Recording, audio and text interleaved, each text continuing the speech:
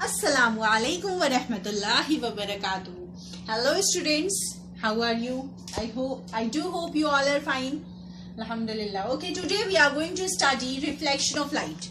Light क्या है और इसकी क्या कैरेक्टरिस्टिक्स है, ये हम पार्ट 1 में बता चुके हैं. अगर आपने पार्ट 1 नहीं देखा है तो उसे देख लीजिए थोड़ा जाके. और हाँ, हो सकता है कि कुछ चीजें कुछ डाउट हो आपको उसमें, तो आप कमेंट बॉक्स में पूछ लीजिएगा. खैर, तो आज हम लोग पढ़ने वाले हैं reflection of light. Reflection of light मतलब ये एक फेनोमेना है लाइट का, जो होता तो है मगर कैसे होता है और उसके क्या लॉज होते हैं, ये सब आज पढ़ेंगे हम लोग. तो what do you mean by reflection of light? सबसे पहले हम लोग डेफिनेशन से स्टार्ट करते हैं. तो the bouncing back of light,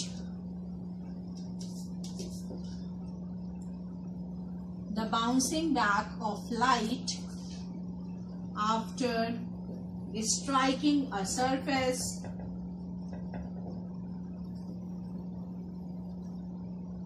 is called reflection of light. is called, इसके आगे आप लोग खुद लिख सकते हैं ना. हाँ, तो जब भी किसी सरफेस पे, कोई सरफेस जैसे कि ये बोर्ड, तो होता क्या है कि ये लाइट आई, सपोज कि यहाँ पे व्हाइट बोर्ड है या कुछ भी है, ठीक है, ये एक सरफेस है. अब ये सरफेस का मतलब कि ये कोई भी सरफेस हो सकता है. It can be a door, it can be whiteboard, it can be the marker, it can be your mobile, it can be curtain, it can be fan, it can be anything. हर वो चीज जो आप देख सकते हैं, that will be a surface. Okay? तो suppose कि light आई और इस पे पड़ी. जब लाइट इस पे पड़ती है तो यहाँ पे 3 काम होता है. कौन से 3 काम होते हैं? पहला होता है एब्जॉर्प्शन,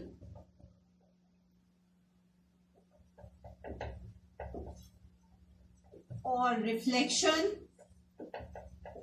और रिफ्रैक्शन.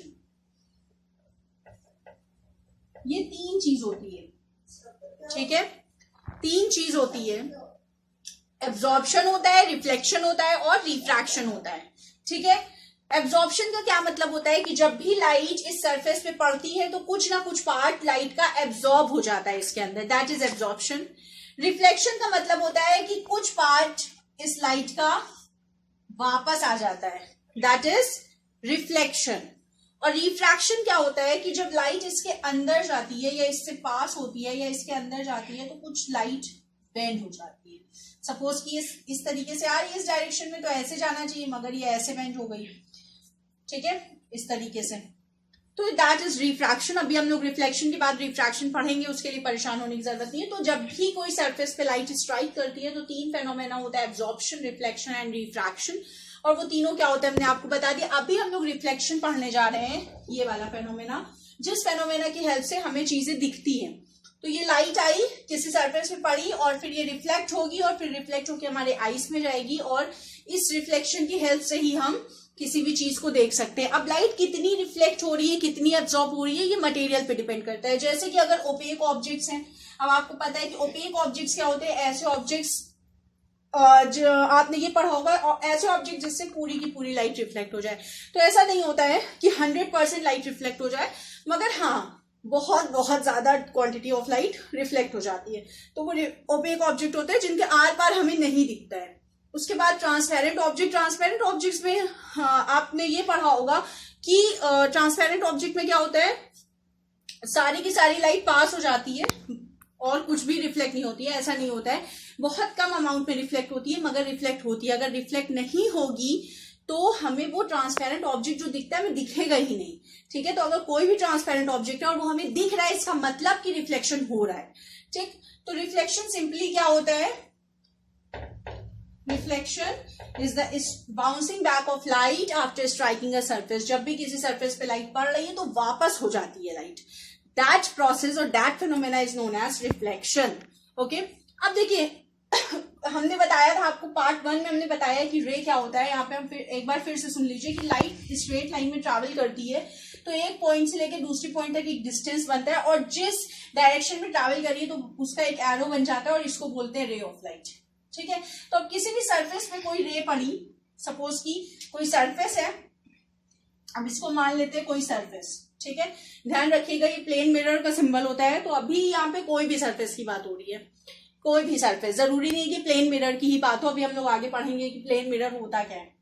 इस पे कोई लाइट सपोज आई, लाइट रे, ठीक. अब ध्यान रखिएगा कि सिर्फ एक नहीं आती है, बहुत ढेर सारी आती है, मगर हम लोग क्योंकि पढ़ रहे हैं इसके बारे में तो हम लोग सिर्फ एक लेके चलते हैं। दूसरी बात कि हम यहाँ पे सिर्फ रिफ्लेक्शन दिखा रहे हैं, इसका ये मतलब नहीं कि एब्जॉर्प्शन नहीं होता है और रिफ्रैक्शन नहीं होता है, वो भी होता है, मगर हम लोग रिफ्लेक्शन पढ़ रहे हैं तो इसलिए हम लोग जो रिफ्रैक्शन वाली रे है वो नहीं दिखाएंगे और जो एब्जॉर्प्शन हो रहा है वो भी नहीं दिखाएंगे।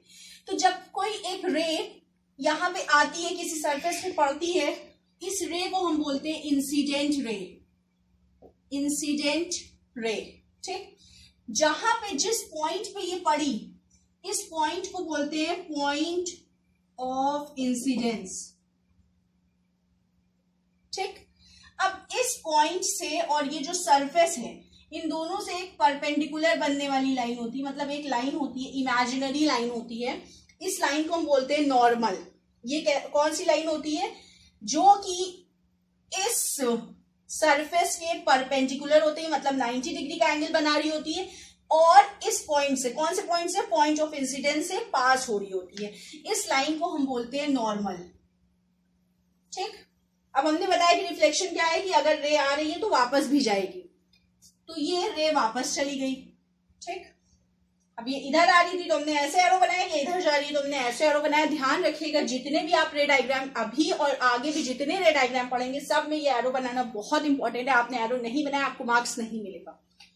तो ये इंसिडेंट रे, नॉर्मल, और ये हो गई रिफ्लेक्टेड रे, इसको बोलते हैं रिफ्लेक्टेड रे, ओके। ये सरफेस है। अब देखिए इंसिडेंट रे और नॉर्मल, नॉर्मल थोड़ा हम सही से बना दें, दरअसल व्हाइट बोर्ड पे हमसे डायग्राम सही से थोड़ा सा नहीं बनता कभी कभी, है। तो इंसिडेंट रे और ये नॉर्मल है, इन दोनों के बीच आपको दिख रहा है कि एक एंगल बन रहा है, दिख रहा है ना सबको? इस एंगल को बोलते हैं एंगल ऑफ इंसिडेंस। क्या बोलते हैं? Angle of incidence. इसी तरीके से देखिए, इस नॉर्मल और रिफ्लेक्टेड रे के बीच भी एक एंगल बन रहा है, ठीक।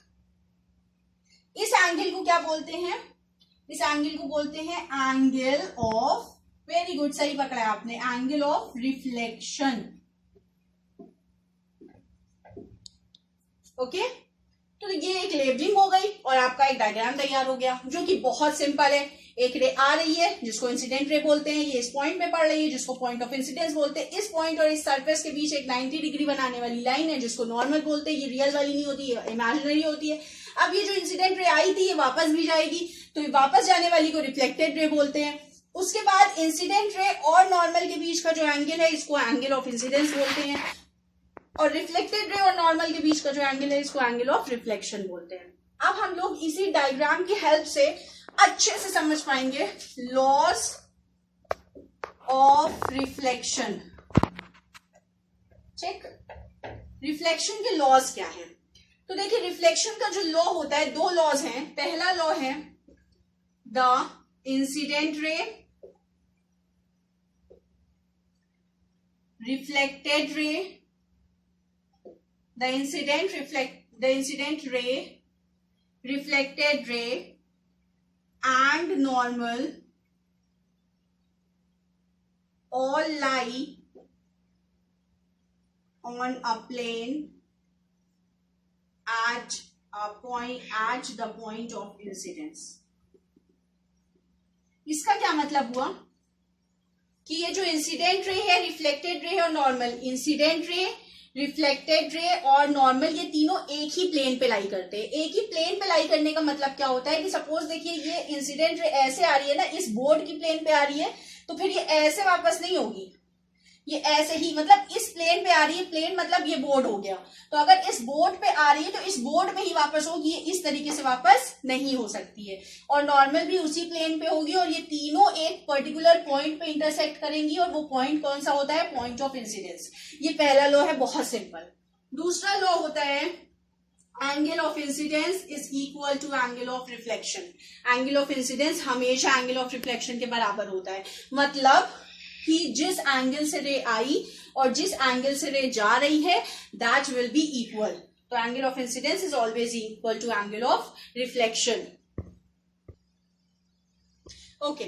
तो देखिए ये डायग्राम हमने इधर बना दिया है ताकि अगर आपको स्क्रीनशॉट लेना हो फिर बनाना तो आप बना सकते हैं। अब हम लोग पढ़ेंगे लॉज ऑफ रिफ्लेक्शन। आपको समझ में आ गया क्या होता है? The incident ray, reflected ray and normal all lie on a same plane at the point of incidence and angle I is equal to angle R का मतलब angle of incidence और angle of reflection हमेशा same होता है। अब हम लोग पढ़ेंगे kinds of reflection या types of reflection। ठीक है, ये types ज्यादा सही वर्ड है। देखिए दो तरह के रिफ्लेक्शन होते हैं, एक होता है रेगुलर रिफ्लेक्शन, रेगुलर, और एक दूसरा होता है डिफ्यूज्ड रिफ्लेक्शन, या फिर इसी को इरेगुलर भी बोलते हैं या फिर डिफ्यूज भी बोलते हैं। ये दो तरीके के रिफ्लेक्शन होते हैं। तो देखिए स्मूथ सरफेस है, अगर स्मूथ सरफेस जैसे कि आप घरों में जो आपके शीशा होता है, प्लेन मिरर, या आपको लग रहा होगा कि ये जो बोर्ड है ये भी स्मूथ है, तो ये बहुत अगर हम इस रिस्पेक्ट में बात करें तो ये इतना स्मूथ नहीं है, ये भी रफ है। ठीक है, थोड़ा सा स्मूथ है बाकी चीजों से। ठीक है, बट अगर हम वॉल की बात करें तो वो तो बहुत ही रफ होती है ना। तो स्मूथ सरफेस अगर है, जैसे स्मूथ सरफेस आप सबसे अच्छा एग्जांपल ले सकते हैं प्लेन मिरर्स, जो आपके घरों में जो होता है जिसमें आप देखते हो शीशा। ठीक है, तो उस पे उनका सरफेस इतना स्मूथ होता है कि ये सपोज पैरेलल रेज आई, पैरेलल रेज अभी हमने बताया था क्या होती है पैरेलल रेज, पार्ट 1 में हमने बताया पैरेलल रेज क्या होती है। ठीक है, तो पैरेलल रेज आती है और ये इस तरीके से पैरेलली वापस हो जाती है। ठीक है, डिफ्यूज रिफ्लेक्शन में क्या होता है? This is regular reflection.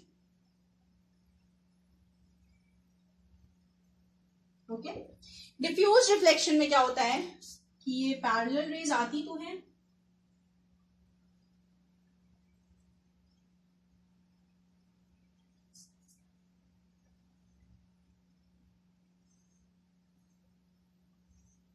मगर ये पैरेलल वापस नहीं होती है।